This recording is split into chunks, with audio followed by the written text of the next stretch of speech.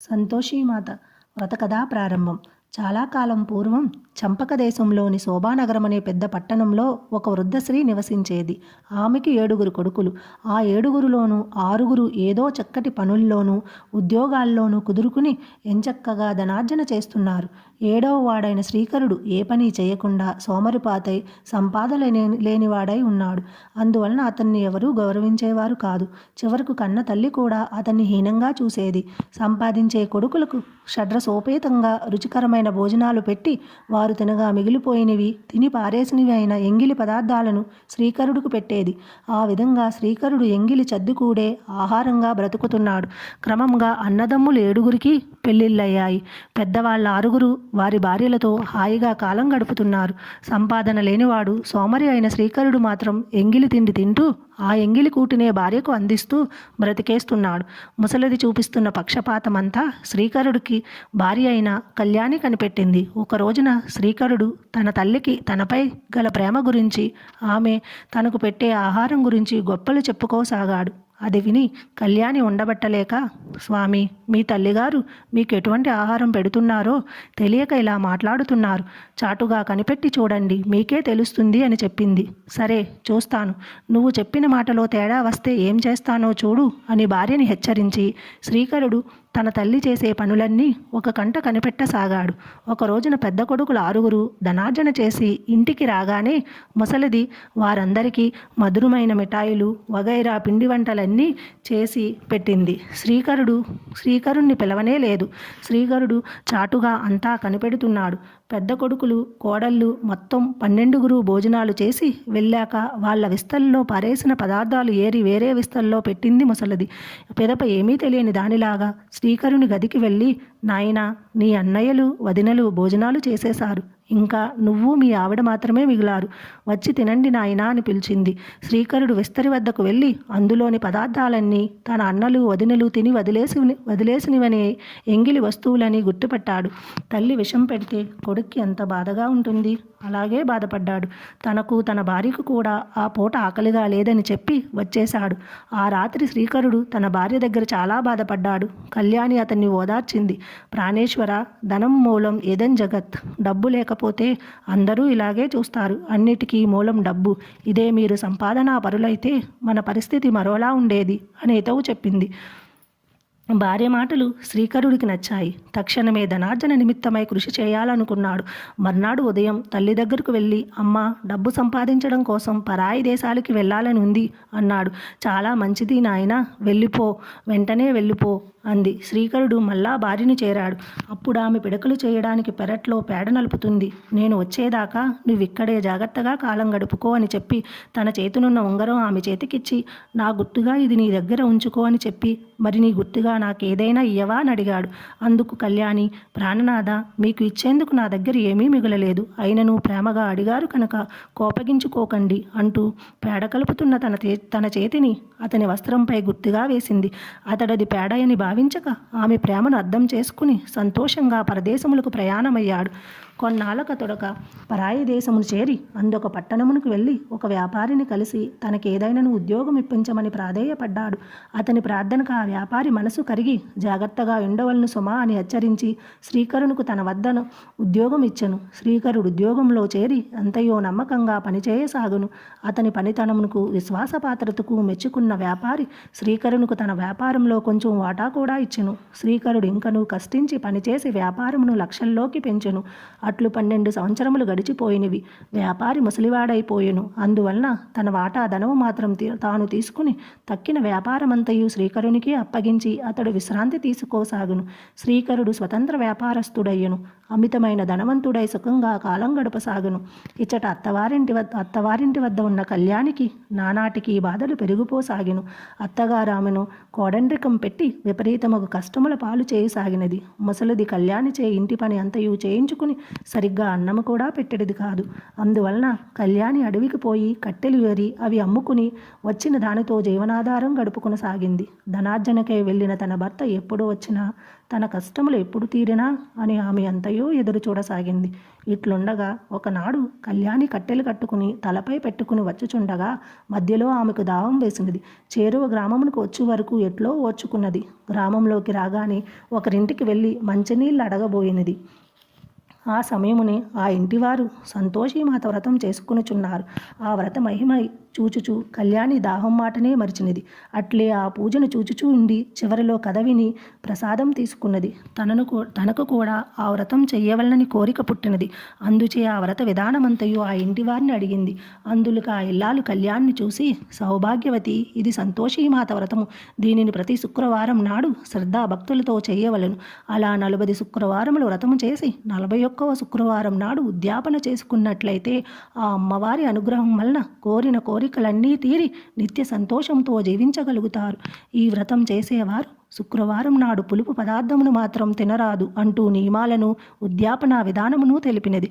కళ్యాణి ఆ విషయములన్నీ పూర్తిగా అర్థం చేసుకుని మనసులోనే అమ్మవారిని ధ్యానించి కట్టెల మోపు నెత్తిన ఎత్తుకుని ప్రయాణమైనది. దానితో ఒక ధనవంతరాలు ఆమెను పిలిచి, నీవు కోరిన ధనము ఇస్తాను, ఆ కట్టెల మోపు మాకు అమ్ముతావా అని అడిగింది. సరేనని కళ్యాణి కట్టెలను కలవారికి అమ్మి డబ్బులు తీసుకున్నది. తలుచుకోవడమే ఆలస్యంగా ఆ తల్లి తనను ఈ రూపంగా అనుగ్రహించి కట్టెలు అమ్మించిందని భావించి గ్రహించి ఆ కళ్యాణి ఆ డబ్బుతోనే ఆ రోజే సంతోషిమాత వ్రతం చేయవలనని నిశ్చయించినది. తక్షణమే బజారుకు పోయి కావలసిన వస్తువులు కొనుక్కుని బయలుదేరింది. దారిలో ఆమెకు ఒక దేవాలయం తారసపడింది. అది ఏ దేవుని ఆలయం అని అడగ్గా అక్కడి వారు అది సంతోషిమాత గుడి అని చెప్పిరి. ఆ మాట విని వెంటనే కళ్యాణి ఆనందంతో ఆ గుడిలోనికి వెళ్ళి అమ్మవారి దర్శనం చేసుకుని అనేక రకములుగా ప్రార్థించి తాను తెచ్చిన పదార్థములన్నీ ఆమెకు నివేదించి ప్రసాదం పుచ్చుకుని ఇంటికి వెళ్ళినది. అది మొదలు ఆమె ఎంతో నియమంగా ప్రతి శుక్రవారం నాడును సంతోషిమాతను పూజించుచు వ్రత నియమములను తోచా తప్పకుండా పాటించుతూ కాలం గడపసాగింది. ఇలా కొన్ని రోజులు గడపగా ఒక శుక్రవారం రాత్రి సంతోషిమాత కళ్యాణికి కలలో కనిపించి, అమ్మాయి, ఇదిగో నీ భర్త చిరునామా గల కాగితమని ఆమెకు ఇచ్చినది. కళ్యాణికి మెలకు వచ్చి చూడగా కలలో అమ్మవారు తెచ్చిన చిరునామా కాగితం తన పక్కలోనే పడి ఉన్నది. ఆమె ఆశ్చర్యపడి అమ్మవారి దయకు మహత్యమునకు ఎంతగానో ఆనందపడి దేవి ఆజ్ఞ ప్రకారం ఆ చిరునామాకు భర్తకు ఉత్తరం రాసింది. అట్లు కళ్యాణి ఉత్తరం రాసిన అనతి కాలంలోకే శ్రీకరుని యొద్ద నుంచి ఆమెకు కొంచెం ధనం ఉత్తరం వచ్చింది. భర్త నుంచి జవాబు వచ్చుడతోనే తన కష్టములు గట్టెక్కినవని కళ్యాణి ఎంతయో ఆనందించినది. ఇది ఇట్లుండగా తన కోడలకు కళ్యాణికి ఎక్కడి నుండియో డబ్బులు ఉత్తరములు వచ్చుచున్నవన్న సంగతి అత్తగారకు తెలిసిపోయినది. వెంటనే ఆమె తన పెద్ద కోడలతో కూడబలుకుని అవి ఎచ్చటి నుండి వచ్చుచున్నవో ఆరా తీయమని పిల్లలను పంపినారు. పిల్లలు కళ్యాణి వద్దకు వెళ్ళి, పిన్ని, నీకు డబ్బులు ఉత్తరాలు ఎక్కడి నుండి వస్తున్నాయి అని అడగ్గా కళ్యాణి మీ బాబాయ్ గారి నుండే వస్తున్నాయి అని నిజం చెప్పినది. అమాయకులైన ఆ పిల్లలు ఆనందంగా తల్లుల వద్దకు బామ్మ వద్దకు వెళ్ళి కళ్యాణి చెప్పిన సంగతిని చెప్పారు. పిల్లల అల్లరి ఆనందం చూశాక తమకు కూడా బిడ్డలుంటే బాగుండును కదా అనుకుంది కళ్యాణి. ఒకనాడు గుడికి వెళ్ళి అమ్మవారి దర్శనం చేసుకుని, నన్ను కటిక దరిద్రం నుండి తప్పించావు, నీ దయవలన సుఖంగానే ఉన్నాను. కానీ స్త్రీకి మాతృత్వము కదా ప్రధానమైనది. కానీ నాకు పిల్లలు లేరు. కాని తల్లి, నా భర్త చెంతకు నన్ను చేర్చు, నా కాపురం నిలబెట్టు, నాకు కడుపు పండేలా చెయ్యి తల్లి అని మరీ ప్రార్థించింది. ఆ భక్తురాలి ధర్మబద్ధమైన కోరికను తీర్చనించిన సంతోషి మాత ఒకనాటి రాత్రి శ్రీకరునికి బ్రాహ్మణ ముత్తైదవ వేషమున కలలో కనిపించి, శ్రీకరుడా, నీవు వివాహితుడవైనవు యోగ్యురాలగు భార్యను నీ స్వగ్రామం నందు విడిచి వచ్చినావని మరిచిపోయి ధన సంపాదన ఒక్కటే జీవిత కాలంగా గడుపుచున్నావు. ఇట్లైన పెండ్లియాల చేసుకుంటివి. నీ చెంతనే ఉండవలననియు చిలకా గోరింకల వలె కాపురం చేసుకునవలననియు ఆ పిల్లకు మాత్రం కోరికలు ఉండవా? కావున నాయనా, నీవు సత్వరమే నీ స్వగ్రామమునకు ప్రయాణం కమ్ము. ఆమెను కూడి సుఖంగా సంసారము చేసుకునుము. నేను చెప్పినట్లు చేయక నా మాటను తృణీకరించిన పక్షంన నా ఆగ్రహమునకు గురి అయ్యదువు సుమా అని హెచ్చరించింది. దానితో శ్రీకరుడు ఉలికిపడి నిద్రలేచి కలలో కనిపించిందెవరో దేవతే అని భావించి చేతులు జోడించి అమ్మవారిని ప్రార్థించి, తల్లి, అన్నీ తెలిసిన అమ్మవు, నా కష్టములు మాత్రం ఎరగవా తల్లి? ఈ వ్యాపారంలో ఏర్పడిన ఇబ్బందుల వలన ఇంతకాలంగా కాలు కదపలేకపోతున్నాను. నా మీద దయ ఉంచి నా చిక్కులు ఎంత త్వరగా తొలగిస్తే అంత త్వరగా నేను గ్రామానికి బయలుదేరుతాను. భారం నీదే భగవతి అని మొక్కుకున్నాడు. అతని మొర కూడా విన్నదా తల్లి. ఆమె అతని పట్ల కూడా కరుణించింది. ఆమె అనుగ్రహం వలన అతని వ్యాపారంలో ఏర్పడ్డ ఇబ్బందులన్నీ ఇట్లే తొలగిపోయాయి. రావలసిన సొమ్మంతా చేతికి వచ్చేసింది. ఆ ధనమంతా మూట కట్టుకుని స్వప్నంలో కనిపించిన అమ్మవారికి ఇచ్చిన మాట ప్రకారం భార్య వద్దకు బయలుదేరాడు శ్రీకరుడు. ఇక్కడ శ్రీకరుడు బయలుదేరగానే అక్కడ సంతోషీమాత కళ్యాణి కలలో కనిపించింది. అమ్మాయి, నీ భర్త నీ కోసం బయలుదేరాడు. సరిగ్గా నీ భర్త వచ్చే రోజున నీవు నీ కట్టెల మోపును 3 భాగాలు చెయ్యి. ఒకటి నదీ తీరంలో ఉంచు, 2వ భాగం నా గుడిలో పెట్టు, 3వది నీ తలపై ధరించి నీ భర్త నీ ఇంటి ముందుండగా అతనికి వినబడేటట్టు మీ అత్తగారితో, ఓ అత్తోయ్, నా పొట్టి రొట్టెలు నాకు పెట్టు, ఆకలిగా ఉన్నది, నా చెప్పనీళ్ళు నాకు పొయ్యి, దాహంగా ఉంది, త్వరగా వచ్చి మోపు దించుకో, మెడ నొప్పిగా ఉంది అని కేకలు పెట్టు అని చెప్పి అమ్మవారు కలలోంచి మాయమైపోయారు. శ్రీకరుడు నదీ తీరంలో పడవ దిగేసరికి చాలా చలిగా ఉంది. ఆ చలిలో భార్య గుర్తుకు వచ్చింది. అంతలో అక్కడ కళ్యాణి వదిలిన కట్టెల మోపు కనబడింది. శ్రీకరుడు ఆ కట్టెలను మంట వేసి చలి పోగొట్టుకున్నాడు. అక్కడ నుండి తన పట్టణంలోకి నడుచుకుంటూ బయలుదేరాడు. పొలిమేరలోకి చేరేసరికి మధ్యాహ్నం అయిపోసాగింది. అతనికి ఆకలి వేసింది. చెరువులో సంతోషీమాత గుడి కనిపించింది. అక్కడ కళ్యాణి వదిలిన 2వ కట్టెల మోపు కనిపించింది. శ్రీకరుడు సంతసించి ఆ కట్టెలతో మంట వేసి ఆ మంటపై వంట చేసుకుని భోజనం చేశాడు. రవ్వంత విశ్రాంతి తీసుకుని ఇంటికి బయలుదేరాడు. శ్రీకరుడు గుమ్మం చేరేసరికి కళ్యాణి కట్టెల మోపుతో వచ్చి అమ్మవారు చెప్పినట్లుగానే కేకలు పెట్టింది. శ్రీకరుడు ఆమెను గుర్తించాడు. ఆమె స్థితికి దుఃఖించాడు. ఆమె మాటలను బట్టి తన తల్లి, అన్నలు, వదినలు కలిసి ఆమెను ఎంత కష్టపెడుతున్నారో అర్థం చేసుకున్నాడు. ఆమెను కన్నీరు తూర్చాడు, ఓదార్చాడు. కళ్యాణిని బాధలు పెట్టిన ఇంటిలో ఉండటం ఇష్టం లేక శ్రీకరుడు వేరే క్రొత్త ఇల్లు కొనుక్కున్నాడు. కళ్యాణి, అతను అందులో కాపురం పెట్టారు. ప్రతి శుక్రవారం సంతోషీమాత వ్రతం చేసుకుంటూ ఈ దంపతులు ఎంతో ఆనందంగా జీవించసాగారు. అంతలోనే అమ్మవారి వ్రతమునకు ఉద్యాపన చేయవలసిన సమయం వచ్చింది. ఆ ఉద్యాపన ఎంతో ఘనంగా చేయాలనుకుంది కళ్యాణి. అందువల్ల పాత గొడవలు విస్మరించి అత్తగారిని, 6 తోడుకోడలను కూడా ఉద్యాపనకు రమ్మని పిలిచింది. అయితే తోడుకోడళ్లకు, అత్తగారికి మాత్రం కళ్యాణి మీద కక్ష పోలేదు. ఎలాగో అలాగా ఆమెను కష్టపెట్టాలనుకున్నారు. ఆమె చేసే వ్రతానికి భంగం కలిగించాలని నిర్ణయించుకున్నారు. అందుకోసమని వాళ్ళు నియమం తప్పి కళ్యాణికి తెలియకుండా చాటుగా పులుపు పదార్థాలను వండుకుని తిన్నారు. అంతటితో కళ్యాణికి వ్రతభంగం జరిగిపోయిందని ఎంతగానో ఆనందించారు. వ్రత నియమాలకు విరుద్ధంగా ఆ ఇంట పులుపు తిన్నందువల్ల సంతోషీమాత ఆగ్రహించింది. ఆ కారణంగా శ్రీకరునిపై లేనిపోని అభాండాలు పడ్డాయి. రాజభటులు వచ్చి శ్రీకరుణ్ణి బంధించి తీసుకుని వెళ్లారు. కళ్యాణి సంతోషీమాత పాదాలపై పడి విలపించింది. తన భర్తను రక్షించమని, కష్టాల బారి నుండి తనను కాపాడమని కంటికి మంటికి ఏకదారిగా ఏడ్చింది. పరమ కరుణామయి అయిన ఆ తల్లి కళ్యాణి నిర్దోషి కనుక ఆమెను అనుగ్రహించింది. అందువల్ల శ్రీకరుడు బంధ విముక్తుడై ఇంటికి చేరాడు. ఏదో పన్నుల విషయమై రాజుగారు పిలిచారని, తాను పన్ను కొట్టి వచ్చేశానని, మరేమీ భయం లేదని చెప్పి శ్రీకరుడు కళ్యాణ్ణి ఓదార్చాడు. తిరిగి ఆ దంపతులు ఆనందంగా సంసారం చేసుకోసాగారు.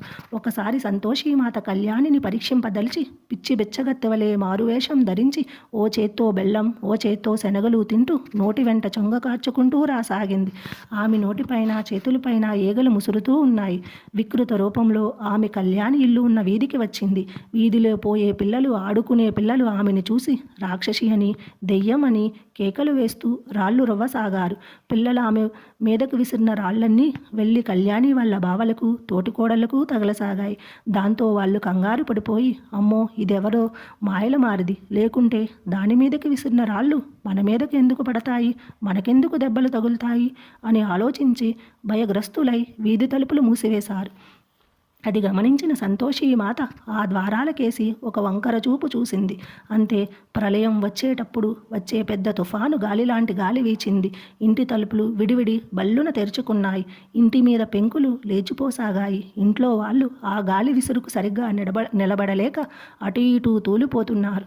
పైకి ఎగిరి నడవసాగారు. చచ్చాంరా బాబోయ్ అని గావు కేకలు పెట్టసాగారు. ఈ రగడంతా విని లోపలి ఇంట్లోంచి కళ్యాణి బయటకు వచ్చింది. వీధి వాకిట బిచ్చగత్తె రూపంలో నిలబడి ఉన్న అమ్మవారిని పరీక్షగా చూసింది. ఆమె సంతోషీమాతయే అని అనిపించింది కళ్యాణికి. వెంటనే కళ్యాణి ఆ అమ్మ కాళ్ళపై పడి, జగన్మాత, కరుణామయి, నేను గుర్తించాను. నీవు నా ఆరాధ్యదయమైన సంతోషి మాతవే గాని అన్యురాలువు కావు. అమాయకులైన నా బంధువులను రక్షించు, నా పరువు కాపాడు తల్లి అంటూ సవినయంగా ప్రార్థించడంతో అమ్మవారు సంతోషించి చిరునవ్వుతో అదృశ్యురాలైపోయారు. అక్కడితో వాతావరణం ప్రశాంతంగా మారిపోయింది. ఇంత జరిగిన తర్వాత కూడా కళ్యాణి తోడికోడళ్లకు అమ్మవారి మీద నమ్మకం కలగలేదు. ఎలాగోలాగా శ్రీకరుణ్ణి కళ్యాణ్ని సర్వనాశనం చేయాలనే ఆలోచనను మానుకోలేకపోయారు. అవసరమైతే ఆ దంపతులను చంపివేయాలని కూడా నిర్ణయించుకున్నారు. చివరికో రోజున పాలల్లో విషం కలిపి కళ్యాణికి ఇచ్చారు. అమాయకురాలైన కళ్యాణి తోడికోడళ్ళు ప్రేమతో ఇచ్చారు కదా, త్రాగుదాం అని సిద్ధపడింది. అంతలోనే అమ్మవారి కృప వల్ల శ్రీకరుడు కళ్యాణ్ని పిలిచాడు. అందువల్ల ఆమె పాలపాత్రను అక్కడే ఉంచి ముందుగా భర్త వద్దకు వెళ్ళింది. అదే సమయంలో అటుగా వచ్చిన శ్రీకరుడు అన్న కొడుకు ఒకడు ఆకలిగా ఉండి కళ్యాణి త్రాగకుండా అట్టే పెట్టిన పాత్రను అందుకుని ఆ పాలన్నీ గబగబా తాగేశాడు. తాగడం ఆలస్యం గావు కేకలు పెడుతూ నేలపై పడి ప్రాణాలు వదిలిపెట్టేశాడు. కుర్రవాడి ఆర్తనాదాలు విని అతని తల్లి అక్కడకు పరుగు పరుగున వచ్చింది. పాలపాత్రని కొడుకు శవాన్ని చూసి జరిగింది ఊహించింది. వెంటనే కళ్యాణి పాలల్లో విషం కలిపి తన కొడుకును చంపివేసింది అంటూ ఊరు వాడా వినపడేలా అరుస్తూ కొడుకు శవం మీద పడి ఏడవసాగింది. అది విని ప్రజలందరూ కళ్యాణి శ్రీకరులను నానా మాటలు అనసాగారు. హఠాత్తుగా మీద పడిన ఈ హత్యానేరానికి అపనిందకి ఆ దంపతులు ఎంతగానో పరితపించారు. అయినా సరే అన్నిటికీ ఆ తల్లే ఉంది అన్న ధైర్యంతో మనసారా ఆ తల్లినే స్మరించసాగారు. భక్తులను రక్షించడంలో భార్గవిని మించిన వారు లేరు కదా. తన భక్తులు కంటతడి పెడితే ఆ తల్లి భరించదు. అమ్మవారు వెంటనే కరుణించారు. విషపానం వల్ల మరణించిన బిడ్డను బ్రతికించారు. ఆ కుర్రవాడు నిద్రలేచినట్లుగా లేచి కూర్చున్నాడు. అంతా కలిసి కళ్యాణ్ని శ్రీకరుణ్ణి తిట్టడం విన్న ఆ పసికందు, అమ్మా, పిన్నిని బాబాయిని తిట్టగండి, ఆకలిగా ఉండి ఆ పాలు నాకు నేనే స్వయంగా తాగాను, అంతేగాని పిన్ని నాకు ఇవ్వలేదు అని చెప్పాడు. దానితో కళ్యాణి శ్రీకరులు నిర్దోషులని తేలిపోయింది. అయితే కళ్యాణి కోసం పెట్టిన పాలల్లో విషం ఎవరు కలిపారు అన్నది ఆలోచించారు. దానితో విషం కలిపిన తోటికోడలు తన రహస్యం దాగదని గుర్తించి తక్షణమే కళ్యాణి కాళ్ళ మీద పడి క్షమాపణ కోరుకుంది. లెంపలు వేసుకుంది. ఇంకా ఎప్పుడూ అటువంటి తప్పిదాలు చేయనని పదే పదే ప్రార్థించింది. భగవతి ఎంత కరుణామూర్తో ఆమె భక్తులు కూడా అలాగే మెత్తటి మనసు కలవారై ఉంటారు. అందువల్ల కళ్యాణి తన తోటి కోడలను క్షమించింది. నేను క్షమించినంత మాత్రం చేత ఏం లాభం, అంతా ఆ అమ్మవారి చలవే, వెళ్ళి ఆ సంతోషీమాతను క్షమాపణ వేడుకోండి అని కూడా చెప్పింది. అందరూ కలిసి ఆ తల్లిని ప్రార్థించారు. జై సంతోషీమాత అంటూ ఆమెను స్తోత్రం చేశారు. ఆనాటి నుండి అందరూ కలిసిమెలిసి ఉంటూ వచ్చారు. ఓ శుక్రవారం నాడు 7 తోటికోడళ్ళు కలిసి సంతోషీమాత వ్రతం చేసుకున్నారు. పిల్లలు పొల్లటి పదార్థాలు పెట్టమని అడిగారు. అయినా సరే వ్రత నియమం కోసం వాళ్ళు పులుపు అనేదే అందకుండా చేశారు. మధుర ఫలాదులు దక్షిణలిచ్చి సంతోషీమాత కృపకు పాత్రులయ్యారు. అనంతరం ఒకానొక శుభ సమయంన కళ్యాణి గర్భవతి అయింది. చక్కటి ముహూర్తంలో చక్కటి కుమారుణ్ణి కంది. అమ్మవారి వరప్రసాదంగా ఆ బిడ్డను ప్రేమగా పెంచుకుంటూ సంతోషీమాత పూజలు మానకుండా చేస్తూ కళ్యాణి శ్రీకర్ దంపతులు కలకాలం సుఖ సౌఖ్య సంతోష సంపదలతో తులతూగారు. ఈ కథ విన్నవారికి చదివిన వారికి కూడా ఆ సంతోషీమాత అనుగ్రహం వల్ల సర్వ సౌఖ్యాలు కలుగుతాయి అనడంలో ఏమీ సందేహం లేదు. జై సంతోషీమాత, జై జై సంతోషీమాత.